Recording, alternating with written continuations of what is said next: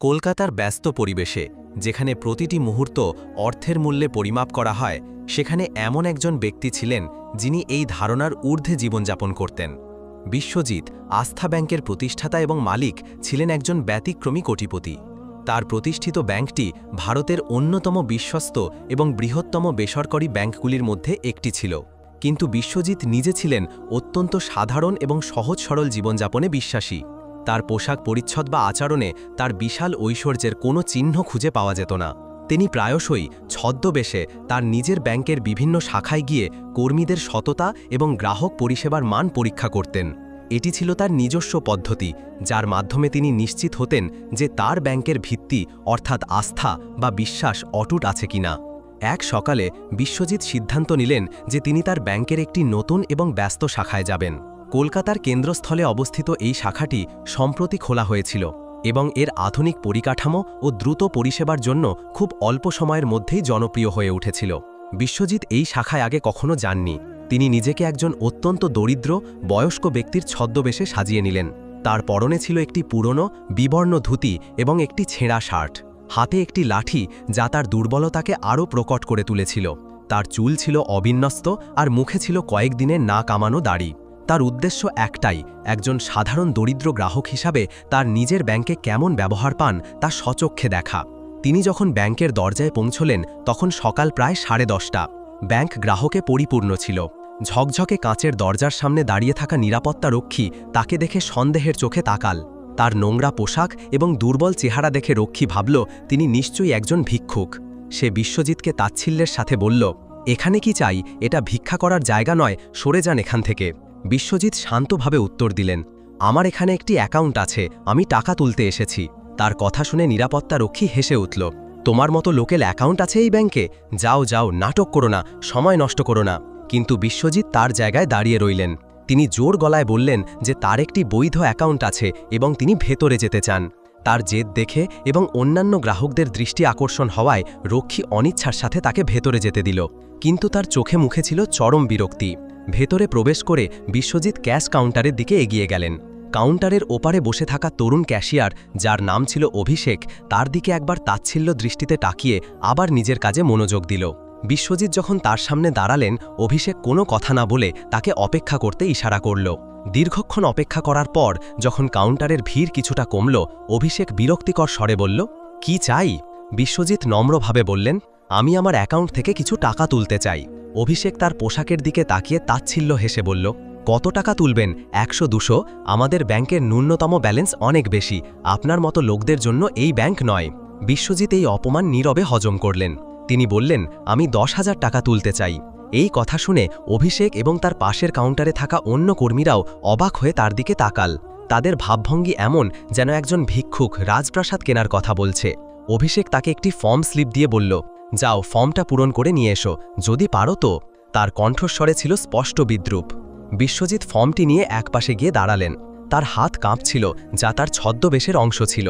তিনি ইচ্ছাকৃতভাবে ফর্মটি পূরণ করতে দেরি করছিলেন, যাতে তিনি চারপাশের পরিবেশ এবং কর্মীদের আচরণ আরও ভালোভাবে পর্যবেক্ষণ করতে পারেন। তিনি দেখলেন যে তার প্রতি সবার দৃষ্টিতেই কেবল অবজ্ঞা আর তাচ্ছিল্য। গ্রাহকরাও তার থেকে দূরত্ব বজায় রাখছিল, যেন তিনি কোনো অস্পৃশ্য ব্যক্তি। কিছুক্ষণ পর তিনি ফর্মটি পূরণ করে অভিষেকের কাছে জমা দিলেন। অভিষেক ফর্মটি দেখে আরও বিরক্ত হল। সে বলল, এখানে সই মিলছে না, আপনি কি আদৌ এই অ্যাকাউন্টের মালিক? বিশ্বজিৎ শান্তভাবে বললেন, হ্যাঁ আমিই মালিক, হয়তো বয়সের কারণে হাত কাঁপার জন্য সইটা একটু অন্যরকম লাগছে। আপনি দয়া করে একবার চেক করে দেখুন। অভিষেক কোনো কথা না শুনে ফর্মটি তার দিকে ছুঁড়ে দিয়ে বলল, যান ম্যানেজারের সাথে কথা বলুন, আমার সময় নেই এসব ফালতু বিষয় নিয়ে মাথা ঘামানোর।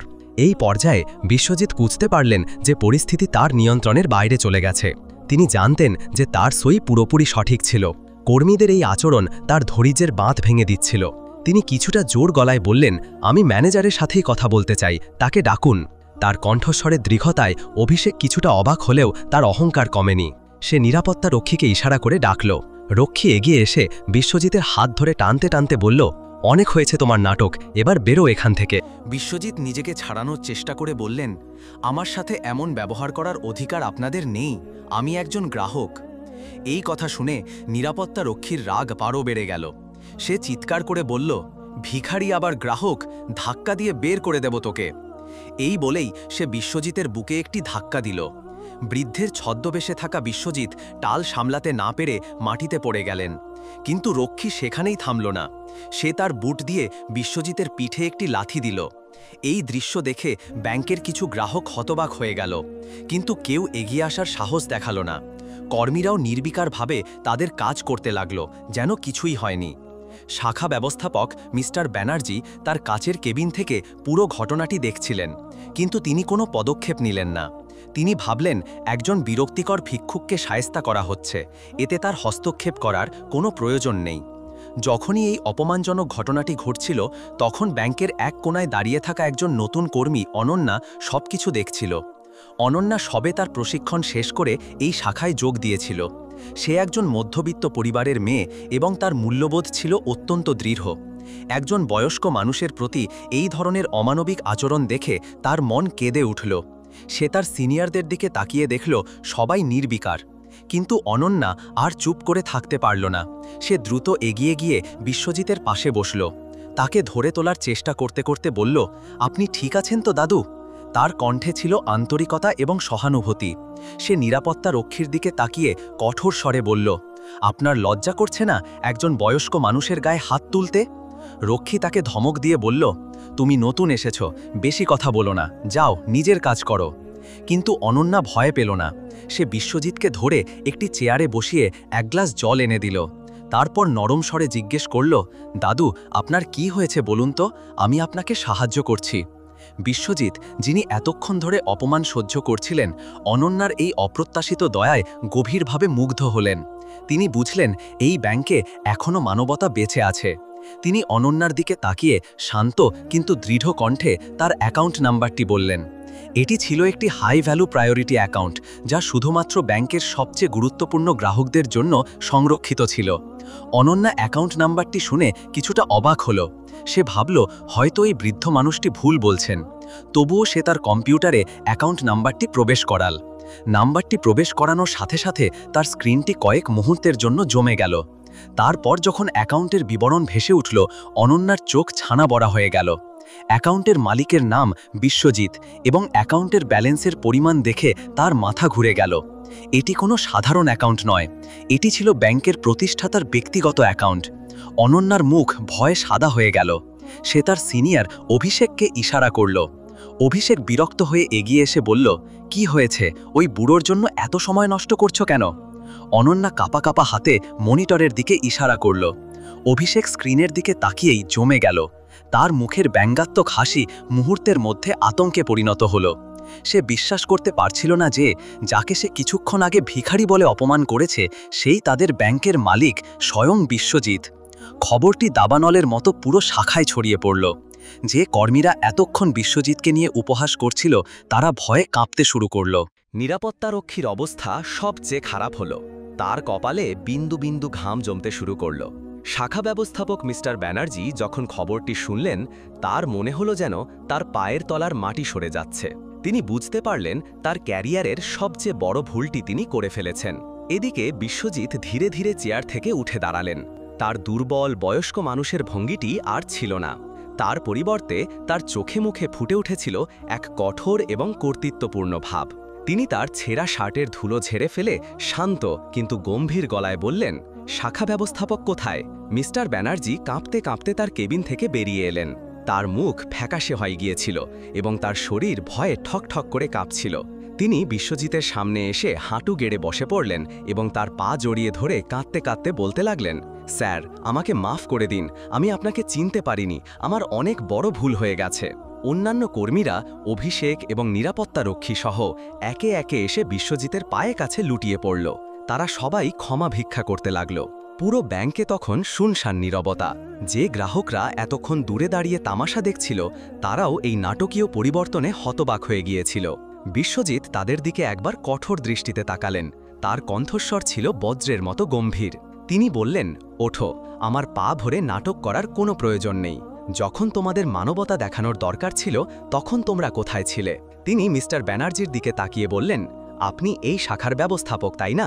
আপনার চোখের সামনে একজন বয়স্ক মানুষকে অপমান করা হলো, তাকে লাথি মারা হলো, আর আপনি আপনার শীতাতপ নিয়ন্ত্রিত কেবিন থেকে বসে বসে সব দেখলেন। আপনার দায়িত্ব কি?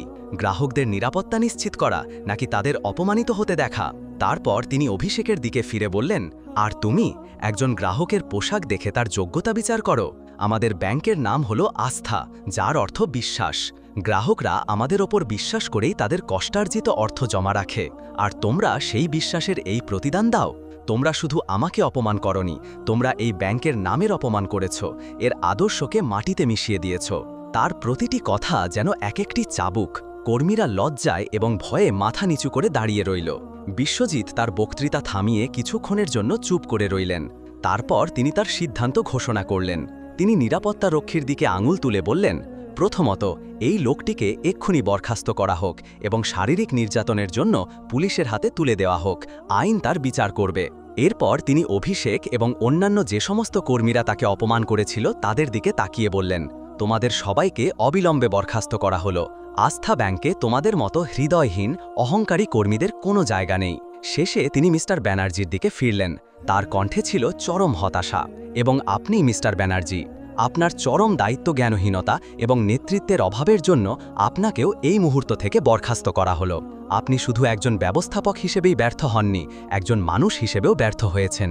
এই কঠোর সিদ্ধান্ত শোনার পর পুরো শাখায় যেন শোকের ছায়া নেমে এলো। বরখাস্ত হওয়া কর্মীরা কান্নায় ভেঙে পড়ল। এরপর বিশ্বজিৎ অনন্যার দিকে ফিরলেন। যে মেয়েটি কিছুক্ষণ আগে পর্যন্ত ভয়ে এক কোণে দাঁড়িয়েছিল, তাকে তিনি কাছে ডাকলেন। তার কাঁধে হাত রেখে স্নেহপূর্ণ কণ্ঠে বললেন, তোমার নাম কি মা? অনন্যা ভয়ে ভয়ে বলল, অনন্যা। বিশ্বজিৎ হাসি মুখে বললেন, অনন্যা, তুমি আজ যা করেছ তা প্রমাণ করে যে মানবতা এবং সততা এখনও মরে যায়নি। তুমি তোমার সিনিয়রদের ভয়ে চুপ করে থাকোনি, তুমি একজন অসহায় মানুষের পাশে দাঁড়িয়েছ। তুমি এই ব্যাংকের আসল সম্পদ। আজ থেকে তোমাকেই এই শাখার নতুন সহকারী ব্যবস্থাপক হিসেবে নিয়োগ করা হলো। আমি আশা করি তুমি তোমার সততা এবং মানবিকতা দিয়ে এই শাখাকে নতুন করে গড়ে তুলবে এবং নিশ্চিত করবে যাতে ভবিষ্যতে কোনো গ্রাহককে যেন এমন অপমানের শিকার না হতে হয়। এই অপ্রত্যাশিত ঘোষণায় অনন্যা আনন্দে এবং বিস্ময়ে বাকরুদ্ধ হয়ে গেল। তার চোখে জল এসে গেল। সে বিশ্বজিতের পায়ে হাত দিয়ে প্রণাম করতে গেলে তিনি তাকে থামিয়ে দিয়ে বললেন, তোমার জায়গা আমার পায়ে নয়, বরং এই ব্যাংকের হৃদয়ে। ঘটনার আকস্মিকতায় তখনও সবাই বিভল। বিশ্বজিৎ তার ব্যক্তিগত সচিবকে ফোন করে ব্যাংকের শীর্ষ কর্মকর্তাদের অবিলম্বে সেই শাখায় আসতে নির্দেশ দিলেন। অল্প সময়ের মধ্যেই ব্যাংকের সিইও এবং অন্যান্য উচ্চপদস্থ কর্মকর্তারা সেখানে এসে পৌঁছলেন। তারা সবাই ঘটনাটি শুনে হতবাক এবং লজ্জিত হলেন। বিশ্বজিৎ তাদের সামনে পুরো ঘটনাটি বর্ণনা করলেন এবং কঠোর নির্দেশ দিলেন। তিনি বললেন, আজকের এই ঘটনা প্রমাণ করে যে আমাদের সিস্টেমে গভীর পচন ধরেছে। আমরা বড় বড় অট্টালিকা তৈরি করেছি, কিন্তু মানবিক মূল্যবোধকে ভুলে গেছি। আমি চাই যে সারা দেশে আমাদের প্রতিটি শাখায় গ্রাহক পরিষেবা প্রোটোকল এবং কর্মীদের প্রশিক্ষণের একটি সম্পূর্ণ পর্যালোচনা করা হোক। গ্রাহকদের সাথে দুর্ব্যবহারের জন্য একটি জিরো টলারেন্স নীতি চালু করতে হবে। প্রত্যেক কর্মীকে মনে রাখতে হবে যে গ্রাহকই আমাদের কাছে সবচেয়ে গুরুত্বপূর্ণ, তার পোশাক বা সামাজিক অবস্থান নয়। তিনি আরও ঘোষণা করলেন যে অনন্যার মতো সৎ এবং বিচক্ষণ কর্মীদের পুরস্কৃত করার জন্য একটি নতুন ব্যবস্থা চালু করা হবে। যারা ব্যাংকের সুনাম এবং আদর্শকে সমুন্নত রাখবে তাদের পদোন্নতি এবং অন্যান্য সুযোগ সুবিধা দেওয়া হবে। এই ঘটনাটি দ্রুত মিডিয়ার কাছে পৌঁছে গেল। পরের দিন সকালের সমস্ত খবরের কাগজ এবং নিউজ চ্যানেলে এই খবরটি প্রধান শিরোনাম হয়ে উঠল। আস্থা ব্যাংকের মালিকের ছদ্মবেশ এবং কর্মীদের হাতে তার অপমানিত হওয়ার ঘটনাটি সারা দেশে আলোড়ন সৃষ্টি করল। প্রথমে ব্যাংকটি তীব্র সমালোচনার মুখে পড়ল, কিন্তু বিশ্বজিতের কঠোর এবং ন্যায়সঙ্গত পদক্ষেপের জন্য মানুষ তার প্রশংসা করতে শুরু করল। সাধারণ মানুষ বুঝতে পারল যে ব্যাংকের মালিক নিজে তার প্রতিষ্ঠানের মূল্যবোধ রক্ষা করার জন্য কতটা প্রতিশ্রুতিবদ্ধ। এর ফলে আস্থা ব্যাংকের প্রতি মানুষের আস্থা আরও বেড়ে গেল। গল্পটি এখানেই শেষ হতে পারত, কিন্তু বিশ্বজিতের জন্য এটি ছিল একটি নতুন সূচনার ইঙ্গিত। তিনি বুঝতে পেরেছিলেন যে শুধু নিয়মকানুন তৈরি করলেই হবে না, সেগুলোর সঠিক প্রয়োগ নিশ্চিত করাও জরুরি। তিনি নিজে আরও বেশি করে বিভিন্ন শাখায় অতর্কিত পরিদর্শনে যেতে শুরু করলেন, তবে এবার আর ছদ্মবেশে নয়, বরং একজন অভিভাবক হিসেবে। তিনি কর্মীদের সাথে কথা বলতেন, তাদের সমস্যা শুনতেন এবং তাদের মানবিক হতে উৎসাহিত দিতেন। আর অনন্যা, সে তার নতুন দায়িত্ব অত্যন্ত নিষ্ঠার সাথে পালন করতে শুরু করল। সে তার শাখার প্রতিটি কর্মীকে শিখিয়েছিল যে কিভাবে প্রতিটি গ্রাহককে সম্মান এবং সহানুভূতির সাথে দেখতে হয়। তার নেতৃত্বে সেই শাখাটি খুব অল্প সময়ের মধ্যে গ্রাহক পরিষেবার ক্ষেত্রে একটি মডেল শাখায় পরিণত হল। দর্শক বন্ধুরা, আমাদের এই গল্পটি একটি গুরুত্বপূর্ণ শিক্ষা দেয়। কোনো মানুষের বাইরের চেহারা বা পোশাক দেখে তার যোগ্যতা বা অবস্থান বিচার করা উচিত নয়। একজন ব্যক্তির আসল পরিচয় তার চরিত্রে, তার ব্যবহারে এবং তার মানবিকতায়। বিশ্বজিতের এই নাটকীয় অভিজ্ঞতা আস্থা ব্যাংকের জন্য একটি কঠোর শিক্ষা ছিল, কিন্তু এটি তাদের একটি নতুন দিশা দেখিয়েছিল। এটি প্রমাণ করেছিল যে ব্যবসা শুধু লাভ লোকসানের হিসাব নয়, এর সাথে বিশ্বাস, সম্মান এবং মানবিকতার মতো মূল্যবোধও জড়িয়ে থাকে। আর যে প্রতিষ্ঠান এই মূল্যবোধগুলোকে ধরে রাখতে পারে, তারাই দীর্ঘমেয়াদে সাফল্য এবং মানুষের ভালোবাসা অর্জন করতে পারে। বন্ধুরা, ভিডিওটি ভালো লাগলে একটি লাইক দিয়ে আপনার মূল্যবান মতামত কমেন্ট বক্সে জানাতে পারেন এবং নিয়মিত ভিডিও পেতে আমাদের YouTube channel Tasnuva voice subscribe করে রাখুন। এত সময় সাথে থাকার জন্য অসংখ্য ধন্যবাদ। ভালো থাকবেন সবাই।